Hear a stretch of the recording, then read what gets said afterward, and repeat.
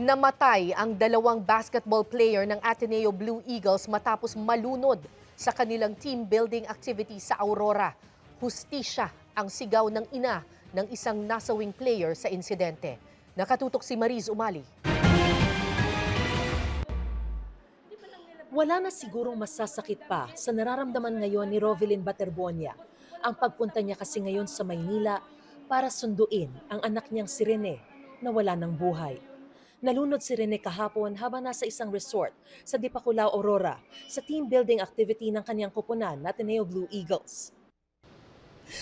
Masakit! Sobrang support ko mula bata hanggang ngayon. Tapos ginanon lang nila.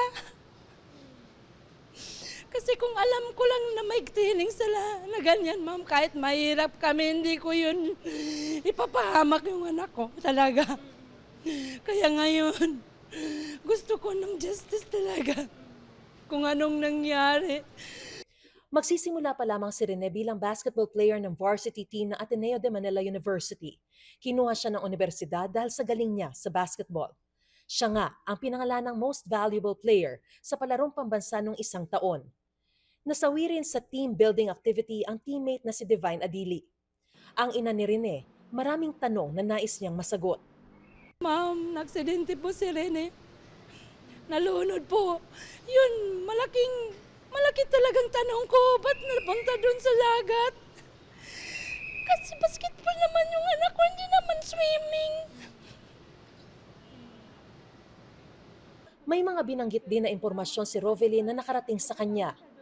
Bakit gano'n ang nangyari sa anak ko? Alam naman nila mabigat yung linlagay nila sa paa o andin sa kamay. Tapos, pinaano pa nila sa dagat? Hindi na ba sila naawa? Tapos, ang dami nila. Ba't naman pumunta sila doon na walang dalang rescue, walang medic? Ang dami nila doon, tapos walang nag-rescue? Ba't nila pinapalangoy na yung anak ko na may 20 kilos yung nabigat? Nung nag-orient sila, hindi talaga nila sinabi na magkakaroon ng training na ganun. Kasi kung sinabi pa lang nila, matanong ko na sa anak ko, kaya mo ba yun?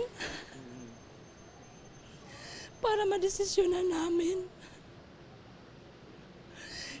Hindi ko alam ba't ganun ang nangyari. Kasi akala ko training lang na nga, hindi military training. Ano ba yun? Masama rin ang loob niya sa mga kasama ng anak. Sa social media post lang daw niya nakita ang itsura ng katawan ng anak. Naghintay ako kung saan na ba yung anak ko. Kahit isang picture, wala silang send sa akin. Wala man lang silang sabi, ma'am, ito na yung anak mo, nakukuha na namin sa dagat. Tapos, dadali na namin ito sa Maynila. Wala talaga. Doon ako nakakita ng picture ng anak ko. Tapos, dami ng mga post. Pero, hindi pa talaga ako maniwala kasi hindi ko pa nakita yung anak ko na papatay na. Tapos, biniyahin nila yung anak ko.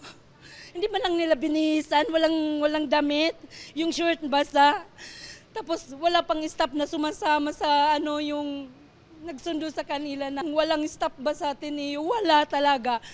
Hanggang kanina palang umaga, nalaman ko na wala na talaga yung anak ko. Isang saglit lang ang pangarap ng aking anak. Winasak nila. Nais ng ina na maimbestigahan ng husto ang pagkasawi ni Rene. Talagang magpaimbestiga ako kung sino yung gustong tumulong, magpatulong ako kasi wala talaga. Gusto ko lang malaman bakit ganun. Ayon kay Aurora Police Provincial Director Police Colonel Percival Pineda, iniimbestigahan pa nila ang insidente. Batay sa bersyong nakuha ng pulisya sa mga kasamahan ni Rene at Divine. Meron po silang some sort ng training or walking doon po sa may pababaw na portion ng dagat, harap ng resort. At accidentally po, may napunta sila sa malalim, may biglang malalim na lugar na napuntahan sila. At yun nga po, tinagyan na sila ng agos papunta po sa mas malalim na portion ng dagat. Pero hinala ng ina ni Rene, may foul play na nangyari. Talaga. Kasi yung anak ko, daming pasa. Ba't sana ba galing yung pasa? Yung nag-video ako, dami daw pasa. May pasa dito, may pasa dito, may pasa sa likod. Pero hindi ko pa yun nakikita. Kaya sabi ko, huwag niyong galawin, pumunta ako dyan. Ayon sa Dipakulaw Police, base raw sa paunang pagsusuri, walang mga pasa si Rene. Pero mayroon daw siyang maliit na galo sa braso.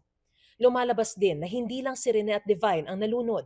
4 daw silang lahat pero nasagip daw ang 2 pang biktima. May 4 po na nalunod, pero nga po yung dalawa ay nasagip naman, kaya yung lang po ang dinala sa ospital. Naagapan naman. Tubong Agusan del Sur si Baterbonia at hustisya rin ang panawagan ng kanyang mga kababayan. We consider him as a sports hero. We were expecting that he would be playing in bigger leagues in Manila. Rest be assured that the province of Agusan del Sur will never take this lightly. We will never sleep on it. Labis naman ang panghihinayang ng magulang hindi lang dahil sa buhay na nasayang, kundi pati sa potensyal na nawala. Siyempre, ma'am, sakit. Pangarap niya ng mga anak ko. Mahirap kami pero sinusuportan ko talagang mga anak ko para makapag-aral, makapagtapos. Kasi dyan namin hinuhugot sa mga talent nila, yung paghihirap namin. Tapos nauwi lang sa ganun. Ngayong hapon, may mga taga-CIDG na nagtungo sa punerarya para kausapin ang pamilya. Ayon kay DILG Secretary John Vic Remulla, maglalabas ang CIDG Aurora ng report kaugnay sa insidente sa lalong madaling panahon. Mariz Umali nakatutok, 24 oras. Naglabas ng pahayag ang Ateneo de Manila University sa pagpanaw ng kanilang 2 student athletes. Nagpaabot ng pakikiramay ang universidad sa mga naulilang pamilya, kaibigan, teammates, coaches at mahal sa buhay nina Rene Clert Baterbonia at Divine Adili. Nagbibigay raw ng suporta ang universidad sa mga pamilya ng 2 atleta, pati na rin sa kanilang mga ka-teammate at mga apektadong miyembro ng Ateneo community. Hiling ng universidad, panalangin para sa mga naulila at sana'y mabigyan sila ng privacy at panahong makapagluksa.